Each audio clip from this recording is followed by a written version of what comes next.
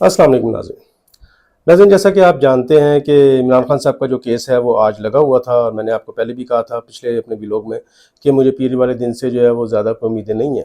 उसकी वजह ये है कि मुझे ड्रेइंग टैक्टिक्स जो है वो शुरू दिन से नज़र आ रहे थे। आज अदालत में जो कुछ हुआ उसके बारे में मैं आपको ब्रीफ कर देता हूँ। सबसे पहले तो ये था कि आज सबको ये खदशा था कि शायद अमजद परवेज़ साहब जो हैं, चूँकि बीमार थे काफ़ी पिछले दिनों, उनको डायरिया हुआ हुआ था। सुनने में तो ये है कि उनको डायरिया हुआ हुआ था, तो वो नहीं आ सके थे, जिस वजह से जुमेरात वाले दिन जुमे वाले दिन, तो वो जुमे वाले दिन नहीं आ सके थे, तो जिसकी वजह से फिर उस दिन वो केस जो है वो आज के दिन चला गया था, जो कि उन्होंने खुद भी डिमांड की थी जुमेरात वाले दिन अपने दलाइल के दौरान कि जी ये केस जो मंडे तक जो है मुलतवी किया जाए। आज जब वो आए तो उनका एक ही जो आर्गू था, सबसे ज़्यादा लंबा था, वो ये था कि जी आप स्टेट को जो है वो नोटिस करें। और जब स्टेट को नोटिस करने के ऊपर बार बार उन्होंने आर्गू किया, तो ये भी एक किस्म का एक ड्रेइंग टैक्टिक्स है। उसकी वजह ये है कि जब आप स्टेट को नोटिस करते हैं, उसमें 2 से 3 दिन लग जाते हैं, स्टेट अपना फिर वकील करती है, मामला मतलब वो एक कानूनी पेचीदगियों में चला जाता होता है। उधर वहाँ पे जब जस्टिस आमिर फ़ारूक साहब ने उनसे पूछा कि ऐसी कोई मिसाल है, तो उन्होंने फिर इंडिया की मिसाल दी कि राहुल गांधी का जो केस है, उस मामले में जो है स्टेट को मसले के नोटिस किए बगैर उन्होंने सज़ा नहीं दी। लेकिन हमारे यहाँ तो मुअत्तल नहीं की जा सकती। हमारे यहाँ जो कानून है वो थोड़ा-सा टफ़ है। लेकिन खैर ये मामलात भी चलते रहे।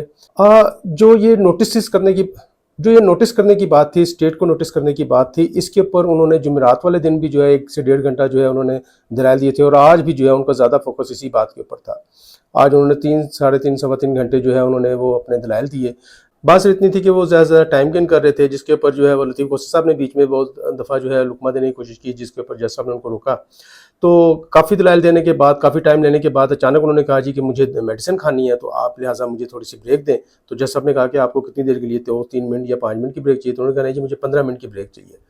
तो मेडिसिन खानी थी, ज़ाहिर बात है मेडिसिन खाने में टाइम लगता है, मेडिसिन मंगवानी होगी घर से, तो उस पे टाइम लगता है, शायद वो नहीं लेके आए थे। तो उस पे टाइम लगा, और तकरीबन कोई 15 मिनट की जो ब्रेक है वो 20-25 मिनट तक चली गई, और उसके बाद फिर वो आए, फिर उन्होंने अपने दलाइल शुरू किए।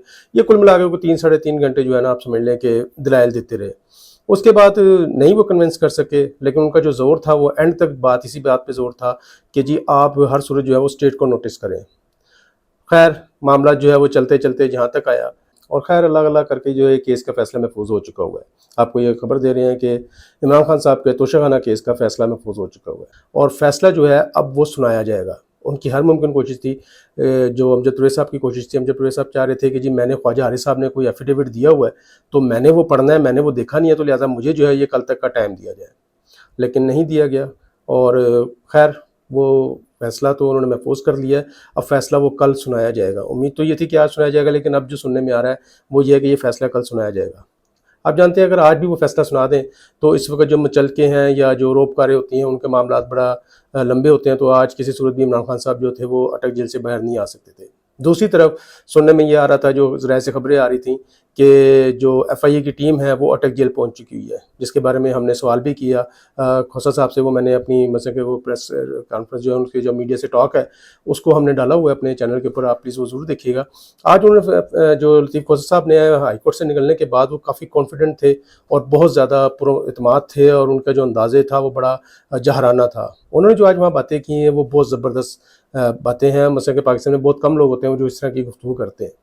खैर इमरान खान साहब का जो है वो फैसला महफूज हो चुका है। एफआईए टीम जो है वहाँ पे अटक जेल पहुँच चुकी हुई है। सबका यही कंसर्न था कि शायद अगर इस केस के अंदर जो है अगर इमरान खान साहब को है रिलीफ मिल भी जाए, तो फिर जो वो दूसरा केस है साइफर वाला, तो उसके ऊपर इमरान खान साहब को गिरफ्तार किया जा सकता है। तो यही बात हमने जब लतीफ़ खोसा साहब से पूछा, तो उन्होंने एक बड़ी अजीब बात की। उन्होंने कहा कि साइफर का तो केस ही नहीं बनता, वो एक साइफर है, वो हकीकत है। वहाँ से डोनाल्ड लू की मुलाकात हुई, हमारे वहाँ के एम्बेसडर ने भेजा, उन्होंने मजीद साहब का नाम भी लिया कि उन्होंने भेजा यहाँ पर, और उन्होंने सख्ती से लिखा कि जी इनको जो है डिमाश किया जाए।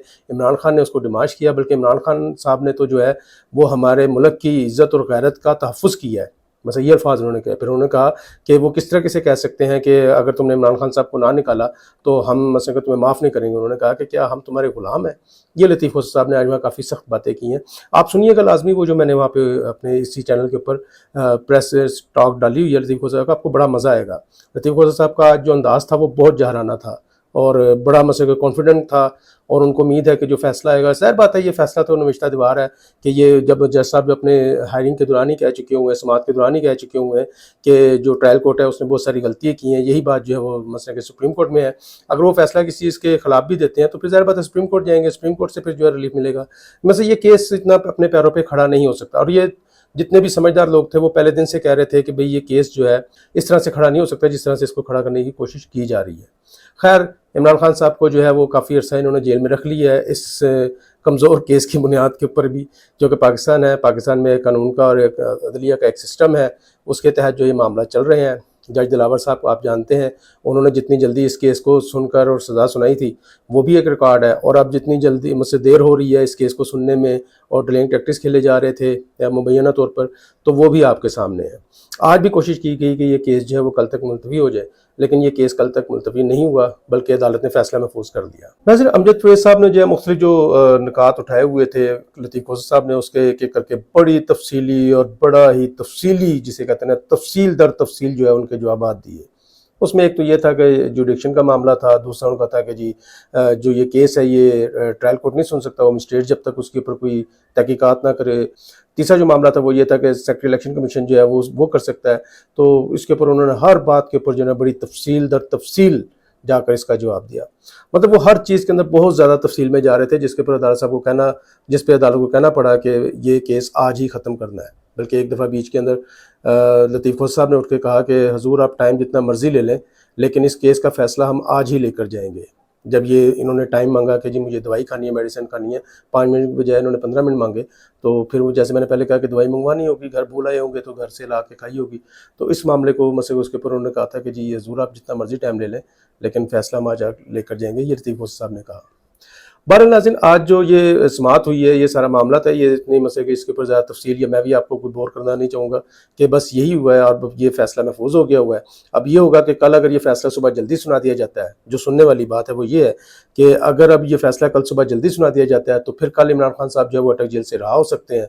और अगर ये फ़ैसला कल डिले करके सुनाया जाता है, मतलब जिस तरह कि अमजद फैज़ साहब ने कहा था कि कल तक डिले किया जाए, तो फिर इस तरह लगेगा, अगर डिले किया गया तो फिर ऐसा लगेगा जैसे जुमेरात वाले दिन की बात थी तो अमजद फैज़ साहब की कि मुझे जो है ये केस जो है मंडे तक मुलतवी किया जाए। जब उन्होंने कहा कि नहीं जी हम जुम्मे को सुनेंगे केस, लेकिन जुम्मे वाले दिन जो है वो अमजद फैज़ साहब बीमार हो गए, उनको डायरिया हो गया। मुबैना तौर पर यह खबर है कि उनको डायरिया हुआ है। तो उसके बाद वो फिर आज आए हैं, तो आज जब उन्होंने कहा कि जी ये केस कल तक मुलतवी करें, तो आज फ़ैसला नहीं सुनाया गया और उम्मीद भी नहीं है कि फ़ैसला सुनाया जाएगा। हो सकता है सुना दिया जाए, लेकिन यह है कि कल तो लाजमी फ़ैसला सुनाया जाएगा। इस केस का फ़ैसला डिले करके सुनाया जाता है तो फिर इसका मतलब है कि जो रोबकारों का मचलकों का टाइम है वो भी निकल जाएगा और फिर कल की रात जो है इमरान खान साहब को जेल में गुजारनी पड़ेगी। बहरहाल अब जो भी है, कल का दिन भी डिले अगर होता है तो कोई मसला नहीं है, मसले कि इमरान खान साहब फिर परसों आ जाएंगे।